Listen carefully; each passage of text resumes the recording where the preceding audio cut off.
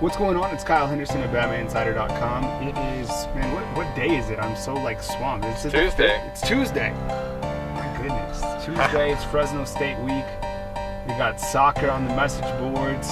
People criticizing Jalen Hurts. I mean, hey, there's nothing wrong with soccer. I love soccer. No, I'm not against soccer.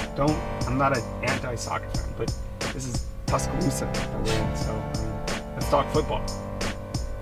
Should Jalen Hurts really be receiving the amount of criticism that he's been receiving?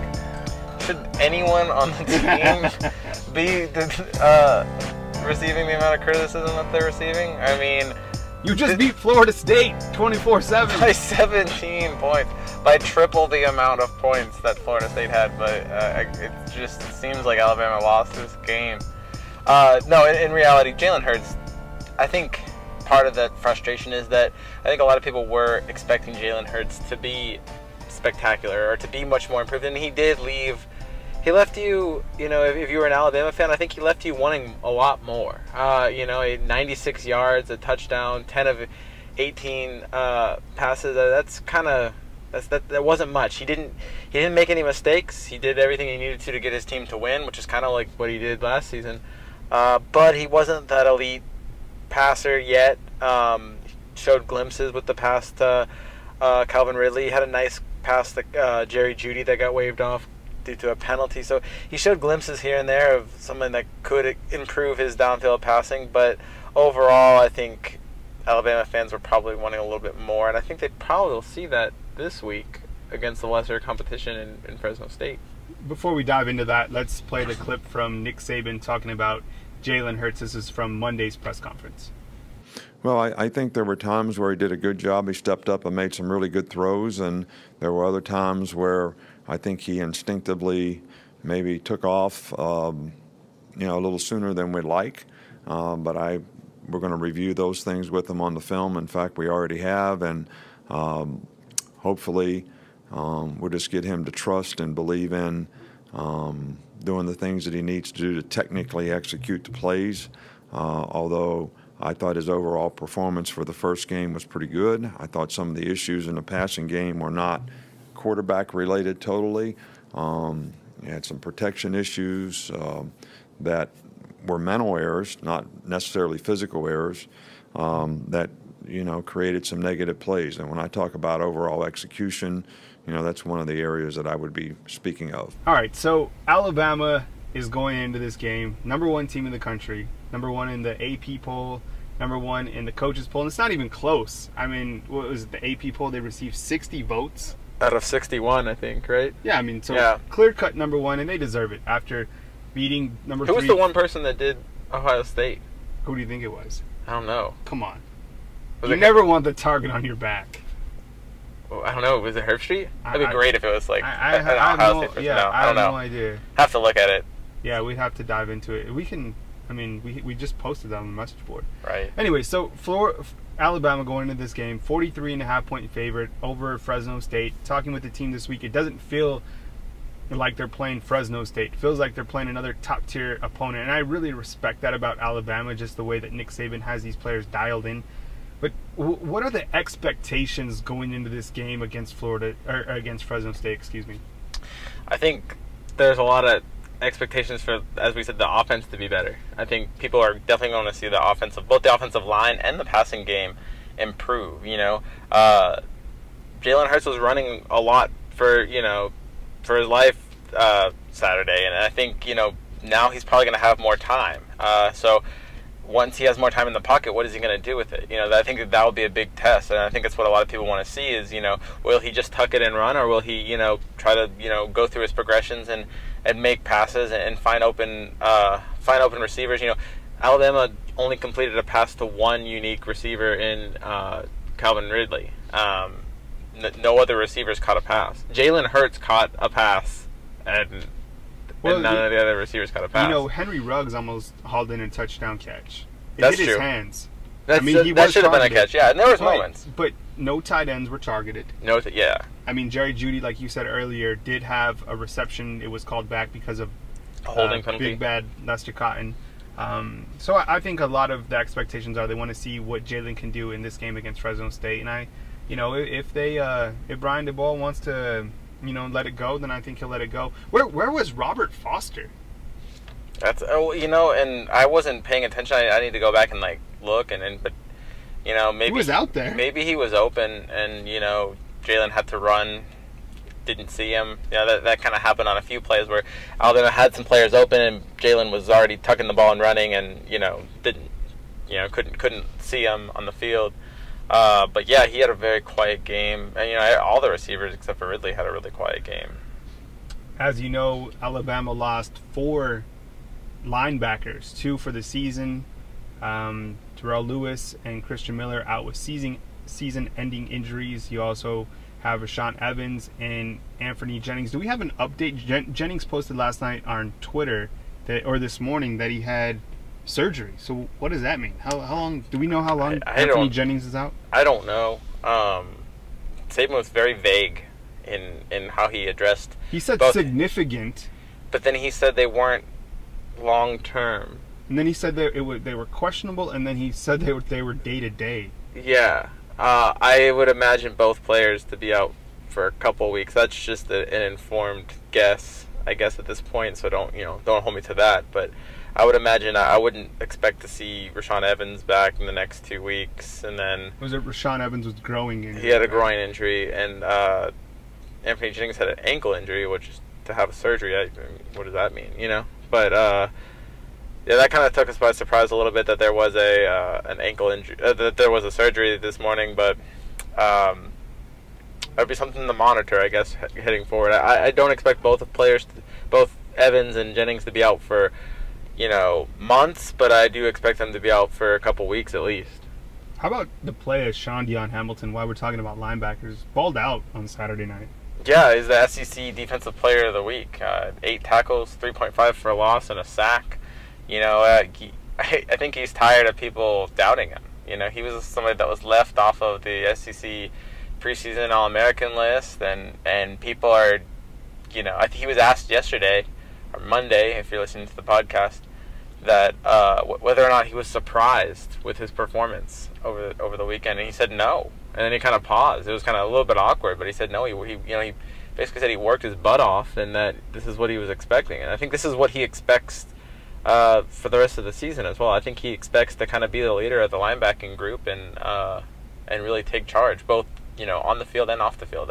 Another thing that I found impressive is that he made sure that he's making sure to tell the younger players to come to him for advice, come to him for questions, and he's really embracing that leadership role as well. So that's important.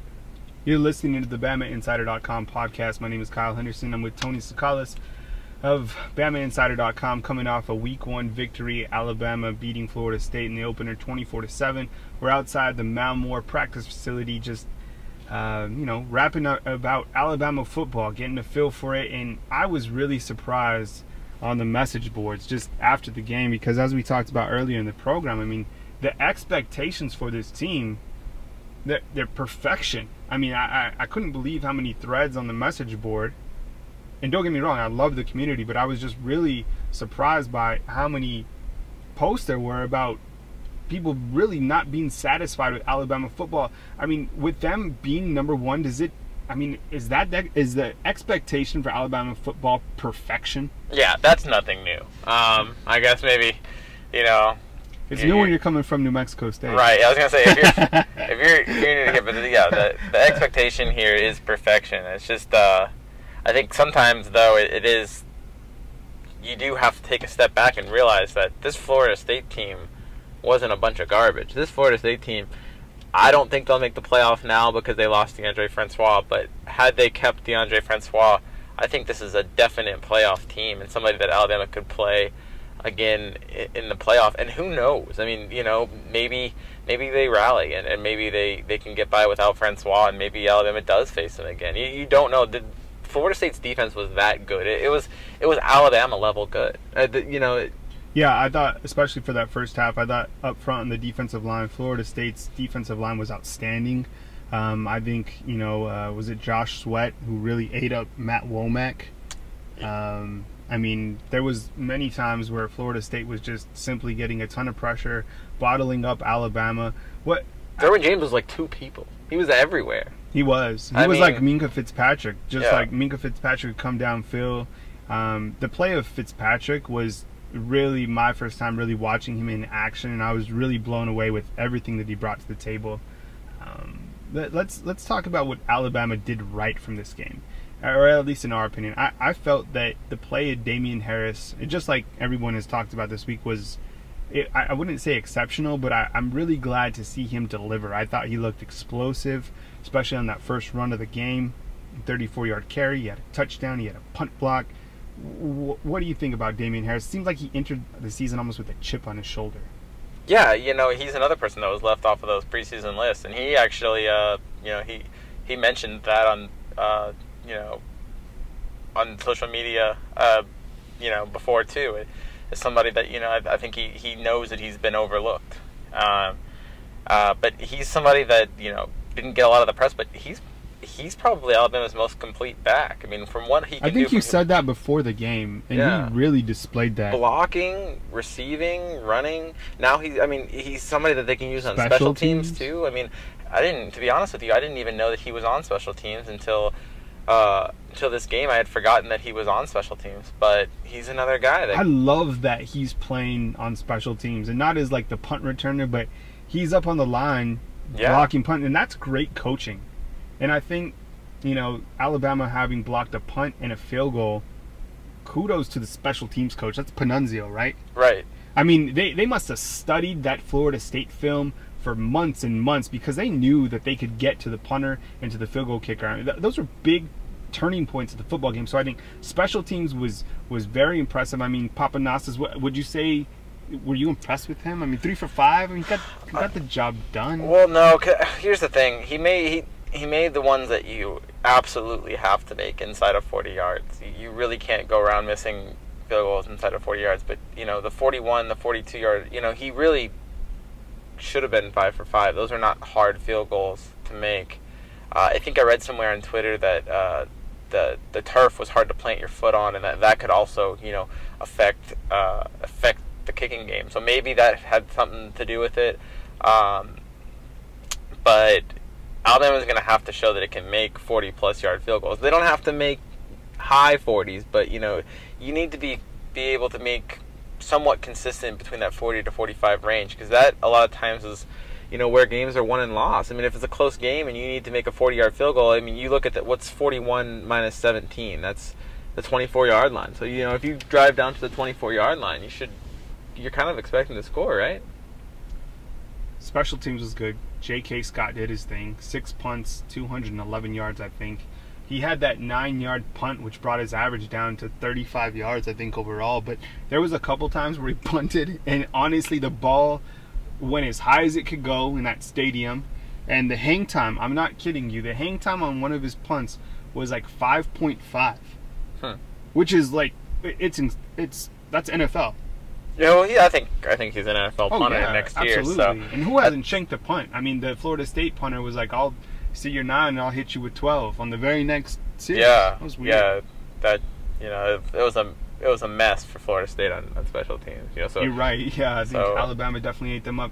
Yeah. So special teams good, defense. I mean, would you say they were? I think they're great, especially in the linebacking unit, because we just talked about they lost 4 linebackers, and they didn't play like a team that lost 4 linebackers. Yeah. They were still dominant in that unit. They've got a lot of talent in that unit. I said before that they had a lot of talent, but not a lot of depth in terms of experience. But I guess now that that depth is going to get a lot more experience moving forward, because they're going to see a lot more playing time.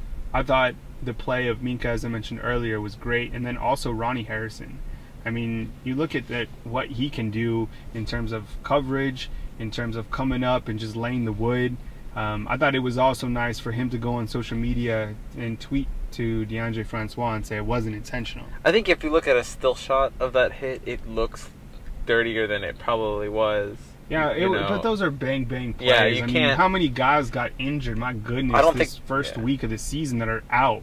Yeah, I don't think he's saying I'm ending DeAndre Francois' season on this play, but I don't think so. But Thank you for listening to the BamaInsider.com podcast. We'll be bringing you more coverage. In fact, we're going to talk with the Fresno State beat writer here in the next couple of days. So we'll be bringing you more coverage from Tuscaloosa, Alabama, as we prepare for Alabama versus Fresno State this Saturday at Bryant-Denny. Kickoff slated for 2:30 p.m. on Saturday.